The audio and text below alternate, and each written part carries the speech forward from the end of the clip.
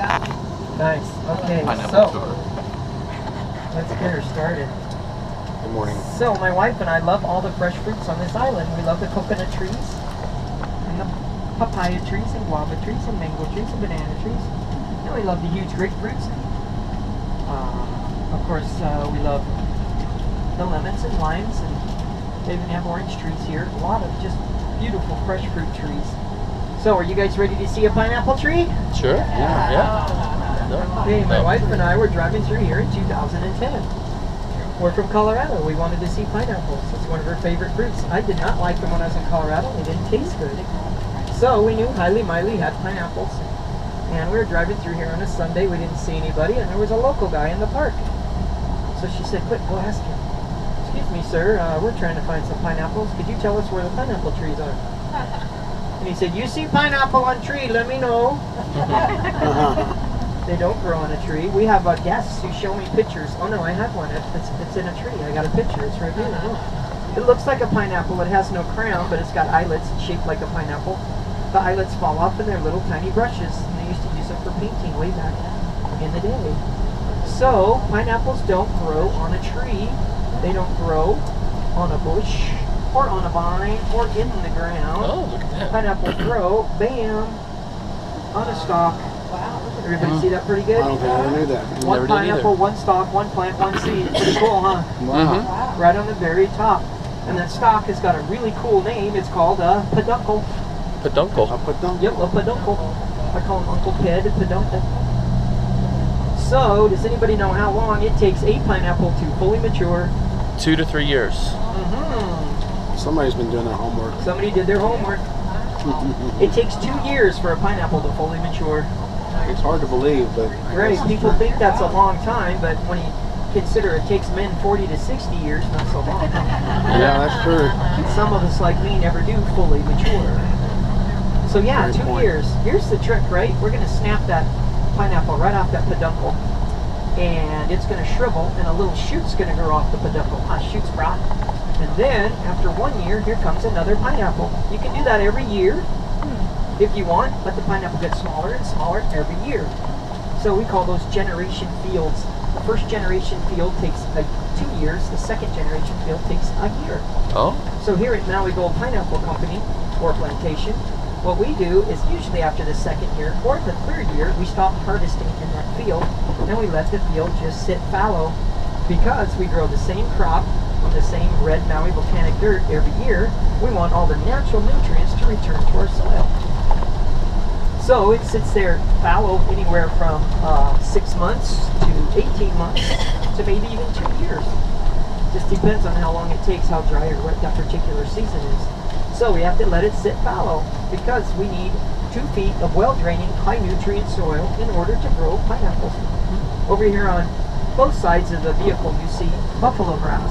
It kind of looks like sugar cane, but it's not. This is mostly all buffalo grass. Really high in nutrients, actually. And the cattle here will eat that, but they'll never get this big when they're eating it. So we have to plow our fields. That's what we're going to see here first when we come up here in just a second. So they're going to plow the fields 2 feet deep. We have round discs that are pulled by a tractor, and they have to plow them back and forth. And it takes anywhere from at least 3 months, and sometimes 6 months, just to plow the fields. Okay? And we have an expert that comes by and he says, hey, I'm going to check the fields, make sure all the nutrients are in there, and he makes sure it's deep enough and it's fine enough for planting. Okay? So we might get to see him plowing the fields. He was doing a little bit earlier. If we do, we'll check it out. It was kind of way over here on the left, and I couldn't really drive up that road very well because it's mostly a 4-wheel drive road, and I don't like getting stuck.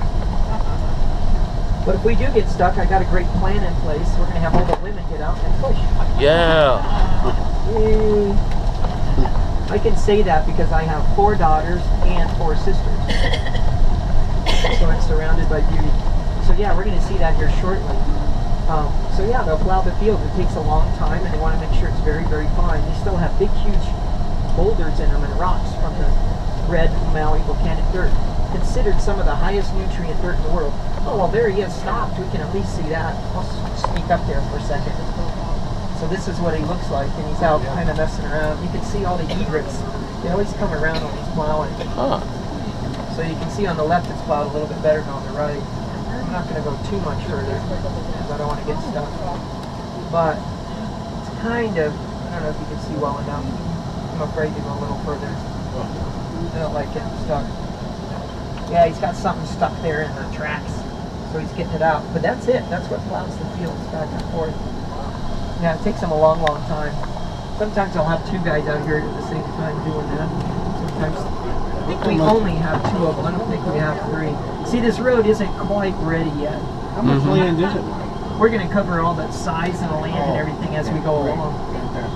So, the very first place that humans ever discovered pineapples on the island, or in the world, was in South America, up in the jungle mountain regions of Paraguay and Brazil. Then the pineapples migrated to Central America, wound up in the West Indies, about 100 years before Christopher Columbus, and the locals there were harvesting a fruit that they called nana. Nana means fresh fruit or fragrant fruit. And, of course, the Spaniards call them piña colada, hello. You can even see grasses and stuff here, okay, on each side, and you can see weeds. We're going to leave those in there, and we even use pineapples as compost because a pineapple's one gigantic seed. So yeah, they'll come back through here and plow a whole bunch more. This is probably another couple months away from being totally ready for planting. And this road just opened up last week to where I can come in through this way. Because I like people to see this because it looks really cool. So anyway, yeah, Christopher Columbus shows up and he checks out this golden fruit and loves it and has to have it and wants it to try to grow it all around the world for voyagers because they needed pineapple really bad. Who knows why they would need pineapples on voyages. Vitamin C. Vitamin C for? To ward off scurvy. Yeah. That's right. That's right. So it fights scurvy. Pineapples are one of the highest vitamin C fruits in the world. They have bromelain, antitoxins, and of course plenty of acid. So it's perfect for fighting scurvy. Would you rather eat a lime or a pineapple? Yeah. Pineapple. That's where the Brits got their nickname limeys. So when he showed up in Europe, they'd never seen this weird looking fruit, and they took a look at it and they said, "What are you doing with a pine cone shaped apple looking thing?" So the Europeans came up with the word pineapple. And I asked one of my buddies on the island, on Maui, I'm like, "Hey dude, what do you guys call pineapples here on Maui?" He says, "I don't know about you, bro, but we call them pineapple." Yeah. So I looked it up. The Hawaiian word for pineapple is hala kihiki. Everybody try hala kihiki. Hala kihiki. And I said, "Hey bro, hala means tree, right?" And he goes, "Yep, hala means tree." I go, "So why would you call them hala kihiki?" He says, "We don't, we call them pineapple." But that is the Hawaiian word. He didn't even know it, which was really funny. But hala kihiki. So they tried to grow pineapples in Europe. They couldn't do it very well because in order to grow pineapples, you need a daytime temperature between 70 and 90 all day for 2 years straight. It can never get below 50 at night and abundant sunshine. That's why almost all pineapple plantations, even to this day, are 25 degrees north or south of the equator. We're 20 degrees north. So yeah, that's not going to happen in Europe very well, or pretty much anywhere in the United States. Florida, we've got some pineapple fields, but not a real pineapple plantation. So yeah, this is really the only true pineapple plantation in the United States. On the left, you're going to start seeing some pineapples already. And then on the right, we're going to start seeing some stuff too once we get up here a little bit further. We're going to zigzag throughout the fields. So you see this big ravine over here. I see. Yeah. And that ravine plays a role in the life of the pineapples a little. I'll cover that somewhat. So here's the cool thing. In Europe, they had pineries. They were glass houses. And in the 16 and 1700s, it was considered a sign of wealth. Okay, so I'm so wealthy, I have my own pinery to grow my own pineapples. But I don't eat them. I just use them for decoration and smell. And that was actually true. They didn't know what they were doing. They weren't growing a very delicious pineapple. Well, George Washington, that's right, GW had his own pinery at Mount Vernon. He was growing them. He was eating them. It was his favorite fruit. Isn't that cool? George Washington had his own pinery. Huh. So we're pretty sure the very first inhabitants of the islands were growing pineapples. We can't really prove it, but we're pretty sure. But as far as a pineapple plantation, first one right here, Highland Miami Pineapple Plantation, around the 1850s. Another one on Oahu around the same time. So they were growing pineapples and they were planting them. They were getting maybe 3,000 pineapples per acre because they just planted them willy-nilly, no rhyme, no reason. they were losing a lot of the pineapples to weeds. The weeds get into the roots, change the taste of the pineapple. It's not delicious anymore. Oh. So they were losing about 40% of the fields. Not good. So they really weren't making very good money. It wasn't very productive. Well, in 1920, a German horticulturist showed up and changed things. He said, look, we're going to grow them in rows and valleys. We're going to do a little valley, little row, little valley, little row. We're going to do them in rows. That's what you're going to start seeing on both sides of the vehicle. Okay, on top of the row, we're going to put a paper mulch that's biodegradable. And that paper mulch is going to keep the ground warm. It's going to keep the seed moist. And better than that, it's going to keep the plants from getting into the root system. So that was a huge game changer. How much? Instead of 3,000 pineapples per acre, it jumped up to 15,000 pineapples per acre. Instead of a waste ratio of 40%, the waste ratio was a lot closer to 20%, okay, or less. All right, so it made a big, big difference. How big? By the mid-1920s, there were 16 major companies growing pineapples on 6 of the 8 Hawaiian islands. The whole island of Lanai, right behind us, behind the West Maui Mountains, that whole island was owned by Dole, and it was one huge, gigantic pineapple plantation. It was the largest pineapple plantation in the world at one time. So, that's what you see on both sides here. By 1938, we changed things a little bit. Okay, instead of a paper mulch, you see this plastic stuff, right? Okay, that's a biodegradable carbon. Photodegradable, underneath that is a drip irrigation line. Okay, so we have a carbon mulch that's biodegradable instead of the paper mulch. And underneath that is a photodegradable drip irrigation line.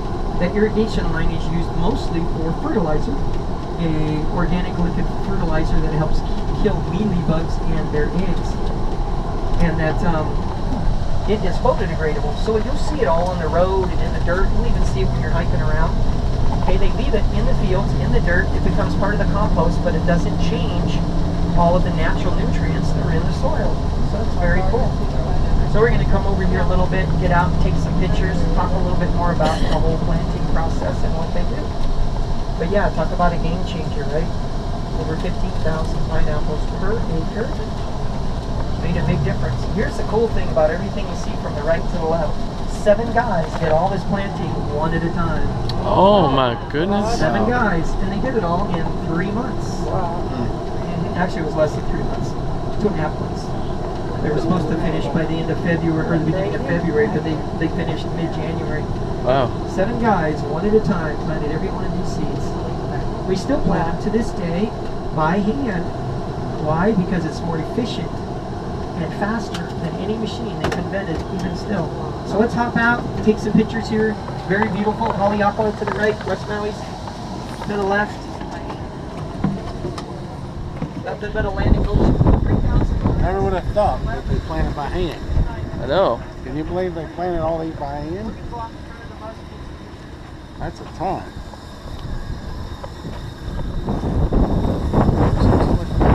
I've never seen so much pineapple.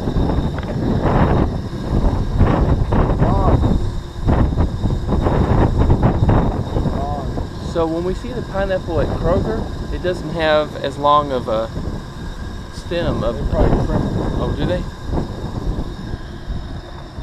I bet they trim them back. And all that. I bet they cut these stalks off. Yeah.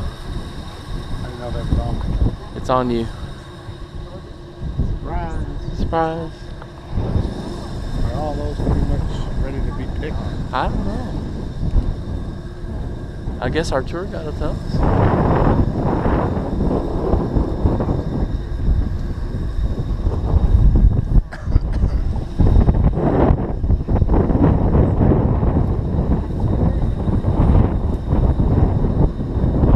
Is that Haleakala?